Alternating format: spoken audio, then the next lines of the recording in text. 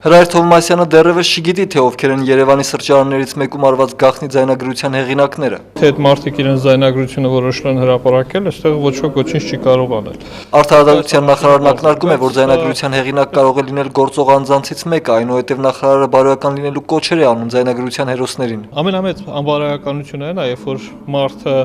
բարոյականություն է պահանջում ուրիշից, իսկ ինքը այդպեսին չի։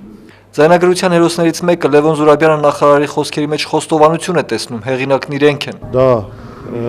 Սերժ Սարգսյանի հրամանով կատարել են Հայաստանի հատուկ ծառայությունները։ Լևոն Զուրաբյանը չի կասկածում, որ եթե ձայնագրությունն իշխանությունը չի արել, ուրեմն կբացահայտի, թե ով է հեղինակը, պատգամավորն արդեն դիմել է դատախազություն տարածողին բացահայտելու հարցով։ Լևոն Զուրաբյանը վստահեցնում է, ձայնագրությունը ՀԱԿ-ի ներսում ճեղքեր չի առաջացրել, կոնգրեսում հասկացող մարդիկ են։ Հասկանում են ինչ է նշանակում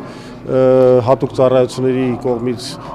այս կեղտոտ սադրանքը։ Իդեպ պատգամավորը տեղեկացրեց, որ Վարդան Օսկարյանի հետ Երևանի սրճարաններից մեկում զրուցել է մի քանի շաբաթ առաջ, այնուհետև զգուշացրեց՝ մի վերլուծեք իշխանության սադրանքը, այլապես կամա կդառնաք հատուկ ծառայության սադրանքի կրողը։ Մհեր Աշակյան, Հովսեփ Հովսեփյան, IPV։